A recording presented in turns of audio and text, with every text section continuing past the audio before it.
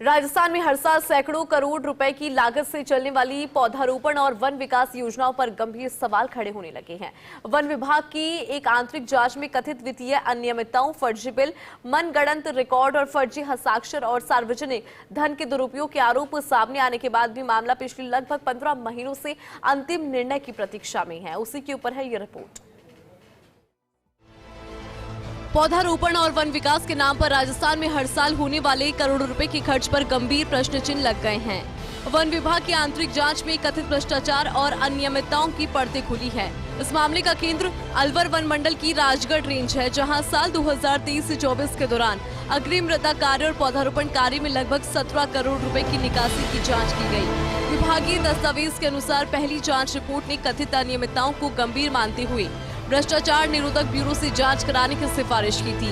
One विभाग के record के अनुसार 7 ग्राम वन संरक्षण एवं प्रबंधन समिति द्वारा कराए गए कार्यों की जांच में कई गंभीर अनियमितताओं के आरोप सामने आए, जिनमें जांच रिपोर्ट में दावा किया गया कि 2 करोड़ रुपए से अधिक का अनावश्यक व्यय किया गया। 15 करोड़ रुपए से अधिक की सार्वजनिक राशि की कथित अनियमितता निकासी के संकेत मिले। फर्जी बिल और वाउचर लगाए गए। श्रमिक दिवस के रिकॉर्ड में कथित हेरफेर हुआ। फर्जी हस्ताक्षर के उपयोग की आशंका जताई गई। मापन पुस्तिकाओं में गड़बड़ियों के आरोप लगाए गए। फरवरी 2025 में प्रस्तुत रिपोर्ट ने मामले को एसीबी को सौंपने की अनुशंसा की। सूत्रों के अनुसार जांच अधिकारी ने अप्रैल से जुलाई 2025 के बीच 3 बार अतिरिक्त दस्तावेज, कथित जालसाजी के प्रमाण और वरिष्ठ अधिकारियों के खिलाफ कारण बताओ नोटिस जारी करने के प्रस्ताव भी भेजे। उस समय वन बल प्रमुख रहे अधिकारियों के माध्यम से मामला विभागीय कार्रवाई के लिए आगे बढ़ाया गया। अगस्त 2025 में प्रस्ताव राज्य सरकार को भेजा और भ्रष्टाचार निवारण अधिनियम की धारा 17(a) के तहत आवश्यक स्वीकृति प्रक्रिया शुरू हुई, लेकिन यहीं से मामले ने नया मोड़ लिया। फरवरी 2026 में विभागीय स्तर पर मामले की पुनः समीक्षा का निर्णय लिया। मार्च 2026 में दूसरी जांच रिपोर्ट प्रस्तुत हुई। इस रिपोर्ट ने पहली जांच के निष्कर्षों से अलग राय व्यक्त करते हुए कहा कि अधिकांश भुगतान बैंक खातों के माध्यम से किए गए थे, इसीलिए मामला एसीबी जांच के लिए उपयुक्त नहीं माना जा सकता। हालांकि विभाग के भीतर इस निष्कर्ष पर भी सवाल उठे।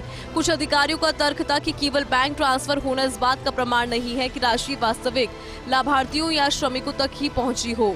दोनों जांच रिपोर्ट के निष्कर्ष अलग अलग आने के बाद वन विभाग ने अप्रैल 2026 में एक नई समिति गठित की, जिसे दोनों रिपोर्ट के बीच अंतर का विश्लेषण कर अंतिम राय देने का दायित्व सौंपा गया। सूत्रों के अनुसार इस तीसरी रिपोर्ट का इंतजार किया जा रहा है और इसके आधार पर आगे की कार्रवाई तय हो सकती है।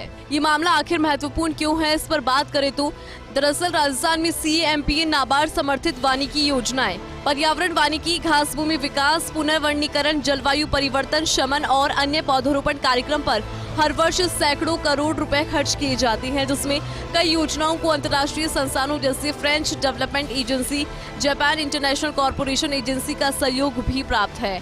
ऐसे में यदि आरोप सही पाए गए तो उसका प्रभाव केवल एक वन रेंज तक सीमित नहीं रहेगा, बल्कि पूरी पौधारोपण व्यवस्था की निगरानी और जवाबदेही पर प्रश्न खड़े हो सकते हैं। पिछले कुछ समय में राजस्थान में पौधारोपण योजनाओं को लेकर कई प्रश्न उठे।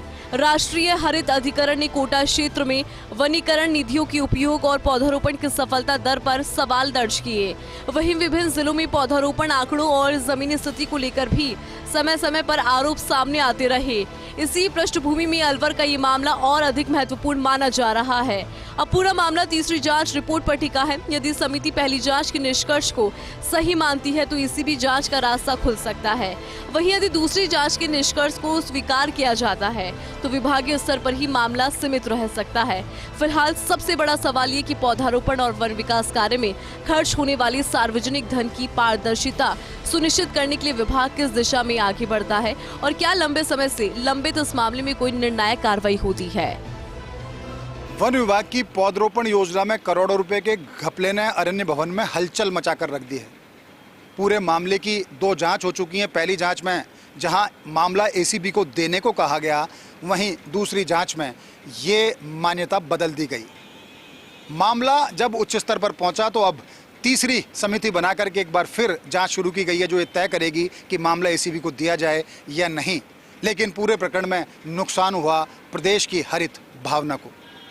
कैमरा पर्सन यश माथुर के साथ Nirmal Tiwari, first India news, Jaipur.